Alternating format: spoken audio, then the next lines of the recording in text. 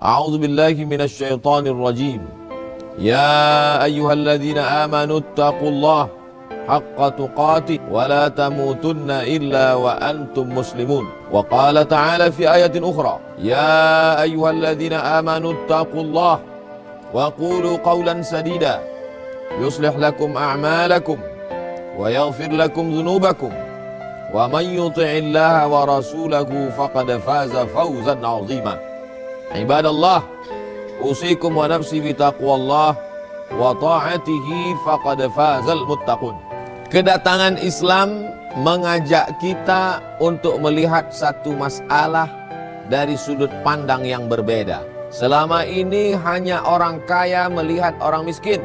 Tapi ketika Islam datang, kita diajarkan bagaimana rasanya menjadi orang miskin. Bagaimana cara Islam membuat orang-orang kaya itu merasakan perasaan orang miskin? Maka diturunkanlah ayat, ya ayyuhalladzina amanu kutiba alaikumus syiyam. Hai orang yang percaya bahwa dia akan mati menghadap Allah, diwajibkan bagi kamu menahan makan. Di saat dia menahan makan, dia merasakan lapar. Di saat gula berkurang dalam tubuhnya, maka emosinya naik. Dia pun menjadi orang yang sangat emosional, pemarah, mengamuk. Walaupun dia kaya, dia merasakan rasanya menjadi miskin. Sebelum Islam datang, orang-orang bangsawan melihat rakyat jelata.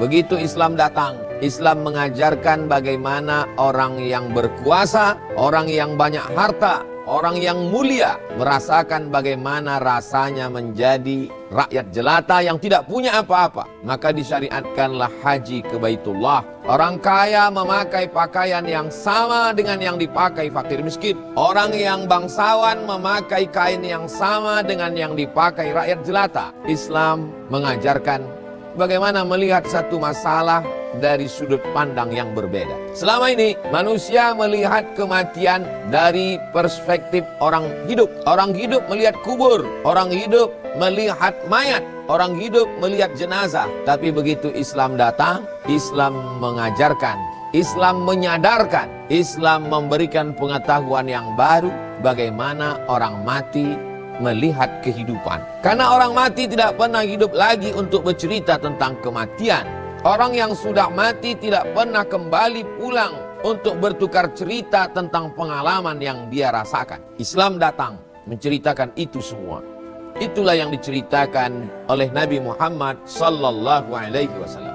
Kalau sudah ruh keluar dari jasad, maka tubuh mulai kaku karena darah membeku. Kalau darah sudah membeku, dia membusuk menjadi nanah, maka dia mesti dimasukkan ke dalam tanah. Setelah masuk ke dalam tanah, hari berganti pekan, maka kulit kepalanya lepas. Rambut yang selama ini disayang meninggalkan tubuh.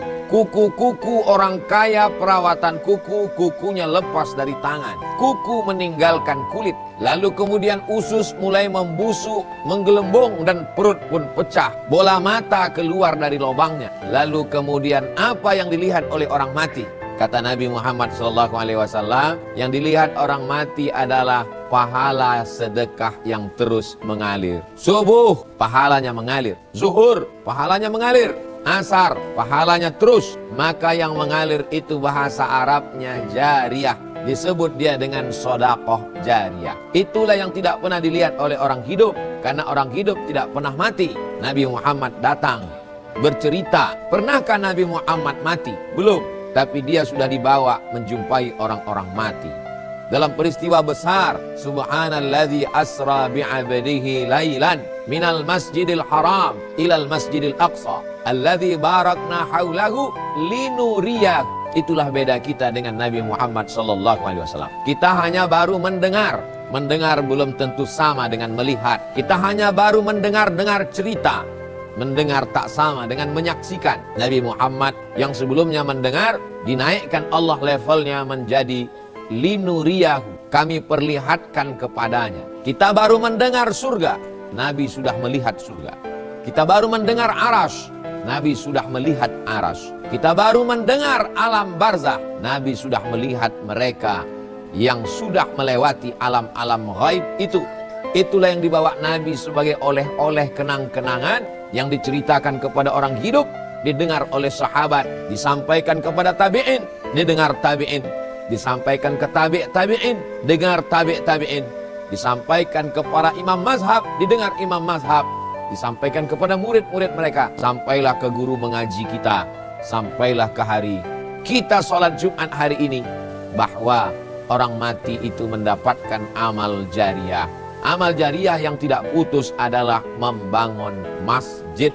Man bana masjidan, siapa yang bangun masjid, banallah mithlahu baitan fil jannah, dibangunkan Allah untuknya satu tempat di surga. Begitulah orang-orang yang sudah mati menghadap Allah, melihat amalnya mengalir. Bagaimana kalau orang mati itu hidup? Allah bercerita dalam Al-Quran ketika orang mati ditanya, wahai orang-orang yang sudah mati, maukah kamu ditawarkan kesempatan hidup lagi? Semua orang mati berkata, laula akhartani ila ajalin qarib, berikanlah aku hidup walaupun sebentar saja ya Allah. Kalau ku beri kau hidup 1 detik, apa yang kau lakukan? Orang mati menjawab, fa'as-saddaqa, aku mau bersedekah. Mereka tak ada mengatakan aku mau mati syahid. Mereka tak ada mengatakan aku mau haji dan umrah. Mereka tak ada mengatakan aku mau beramal soleh yang lain. Mereka khususkan pada fa'as-saddaqa, aku mau bersedekah. Ulama menafsirkan ayat, ada puasa, ada jihad, ada zikir, ada baca Quran. Kenapa orang mati memilih sedekah? Karena sedekah yang amalnya dilihat ketika masih di alam kubur. Amal yang lain nanti dilihat. Tapi sedekah sudah mengalir ketika masuk ke liang lahat. Itulah mengapa mereka minta sedekah. Bayangkan yang meninggal 100 tahun yang lalu, kiamat belum juga tiba. Bayangkan kalau kiamat masih 1000 tahun lagi, berarti di alam kubur 1100 tahun. Apa yang bisa menolong?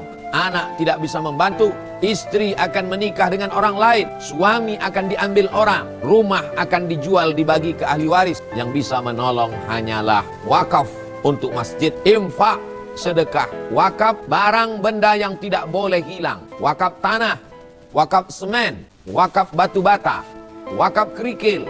Andai ada pemugaran masjid, benda itu tetap dijadikan sebagai benda yang tidak hilang. Kalau hilang dia disebut dengan infak. Kalau hanya sekedar sedekah, maka menolong orang mengangkatkan barang yang berat pun sudah dianggap sedekah. Karena sedekah tulang belulang adalah menolong meringankan beban orang lain. Bahkan senyum pun disebut dengan sedekah. Tabassumika fi wajhi akhika sedekah. Jadi kalau ada orang berpemahaman, untuk apa Islam datang? Islam datang untuk menceritakan yang tak dapat diceritakan orang, untuk menyebutkan yang tak dapat disebutkan manusia, untuk meriwayatkan sesuatu yang belum pernah dilihat mata. Islam datang dari Allah Subhanahu wa ta'ala, bukan akal-akalan manusia, supaya yang hidup berpikir apa yang akan dia jalani sesudah kematian. Siapa orang yang paling cerdas? Al-Qayyis, orang yang cerdas. Mandana nafsahu, dia tekan hawa nafsunya. Nafsu makan tidak terlalu berlebihan, dia agak tahan-tahan demi bisa berwakaf supaya dapat amal jariah. Nafsu membeli kendaraan, nafsu merehab rumah, nafsu memberi pakaian. Nafsu-nafsu ini mengurangi amal jariah.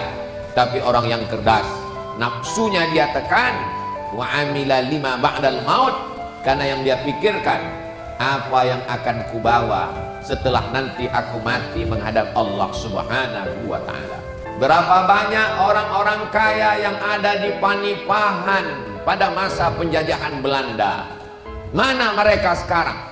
Mereka sudah meninggal dunia. Yang pelit, yang bakhil, mati. Yang dermawan, yang mewakafkan tanahnya, yang membangun masjid, meninggal. Semua meninggalkan dunia yang fana. Apa bedanya? Yang bakhil, yang pelit, terputuslah amalnya.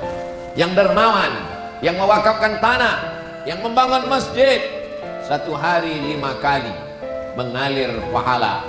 Ramadan, iktikaf, tarawih, munajat. Datang orang ke masjid, tidak di waktu sholat, hanya merebahkan tulang belakang, istirahat menutupkan mata, masuk ke dalam toilet kamar mandi, buang air kecil melepas kesulitan hidup, mengalir juga untuk orang yang mewakafkan tanah. Pagi-pagi menjelang siang, masuk anak-anak sekolah, gurunya mengajarkan tata cara sholat duha, mengalir pahalanya. Di tengah malam, ada orang iktikaf 10 hari terakhir Ramadan, mengalir sebagai amal jariah. Beruntungnya mereka dulu yang pernah hidup di panipahan, dititipkan Allah setetes rezeki dunia, dimanfaatkannya untuk menolong agama Allah. Betapa ruginya orang-orang dulu yang pernah hidup di panipahan, mendapatkan setetes rezeki dunia, lalu dia larut, lupa, lalai, akhirnya mati menghadap Allah dan hidup tak dapat terulang kembali. Nabi menceritakan supaya keledai dungu tak masuk ke lubang yang sama 2 kali. Nabi diutus Allah supaya manusia tidak lupa bahwa dia akan mati menghadap Allah. Faman kana yarju liqa'a rabbih, siapa yang berharap akan menghadap Allah, bekalnya cuma 2. Falyamal amalan salihah, hendaklah dia beramal saleh, wala yusyrik biibadati rabbih ahada, dan dia tidak mempersekutukan Allah Subhanahu wa taala. Bertauhid, tidak syirik, sudah bekal. Tapi bertauhid tanpa amal saleh, apa yang akan dibawa menghadap Allah Subhanahu wa taala? Salat rajin, putus. Hatam Quran bolak-balik, berhenti. Jabatan berakhir. Yang kekal abadi, amal jariah. Sedekah jariah sampai akhirnya hari kiamat. Ketika hari kiamat dunia hancur lebur, lalu kemudian manusia berada di panas terik, padang mahsyar. Siapa yang mendapatkan payung? Siapa yang mendapatkan atap? Siapa yang mendapatkan tenda? Lagi-lagi Nabi mengatakan, kullu mri'in tahta zilli shadaqatihi, orang yang dapat naungan atap, tenda, perlindungan panas terik padang mahsyar, orang yang berwakaf, berinfak dan bersedekah. Kullu mri'in tahta zilli shadaqatihi, setiap manusia bernaung di bawah infaknya, di bawah wakafnya, di bawah sedekahnya. Di alam kubur ditolong wakaf, infak, sedekah. Di alam padang mahsyar ditolong wakaf, infak dan sedekah. Bagaimana dengan timbangan amal? Fa amma man thaqulat mawazinuh fa huwa fi 'ishatir radiyah. Ada amalnya berat, ada dosanya berat. Siapa yang amalnya berat? Orang yang bersedekah, berinfak, berwakaf. Karena kalau dia beramal sendiri, sholatnya 1. Tapi kalau dia bangun masjid, maka semua pahala orang yang ada di dalam masjid, dia mendapatkan alirannya. Man dalla ala khairin falahu mithlu ajri fa'ilihi. Maka orang yang berwakaf, bersedekah, mengajarkan kebaikan, timbangan amalnya paling berat. Di alam barzah, alam kubur, selamat dari azab karena infak, wakaf dan sedekah. Di padang mahsyar tidak mendapatkan panas terik karena infak, wakaf dan sedekah. Pada saat amal ditimbang, orang berinfak, berwakaf, bersedekahlah yang paling berat. Dan ketika akan masuk ke dalam surga, ada satu pintu. Masuklah kamu dari pintu yang banyak. Ada satu pintu khusus bernama Babus Shadaqah. Mereka yang masuk ke dalam hanya orang-orang yang menggunakan hartanya untuk jalan Allah Subhanahu wa ta'ala. Kami bukan orang kaya, kami tidak pejabat, kami bukan konglomerat. Berilah sesuai kemampuan. La yukallifullahu nafsan illa wus'aha. Sekecil apapun yang diberikan. Faman ya'mal mithqala dzarratin khairan yarah. Sebesar biji sawi, sebesar ujung jarum, sebesar ujung rambut, tetap akan dilihat balasannya. Allah tidak pernah aniaya. Yang besar diingat, yang kecil dilupakan. Itu manusia. Allah tetap membalas sekecil apapun yang kita berikan. Tahan-tahan makan, jatah makan belikan ke semen. Tahan-tahan selera beli baju baru, jatah baju baru belikan ke batu bata. Tahan-tahan untuk buat rehab kendaraan, rumah yang lebih megah, lebih mewah. Yang budget untuk pribadi, pakaikan untuk menolong agama Allah. In tansurullah, kalau kau tolong agama Allah, kau tolong rumah Allah, yansurkum, Allah akan menolong kamu. Wa yuthabbit aqdamakum, Allah akan mengokohkan kakimu. Pada saat anakmu lari, pada saat istri suami tidak lagi memperdulikan pasangan, pada saat harta benda ditinggalkan, satu-satu yang setia menolong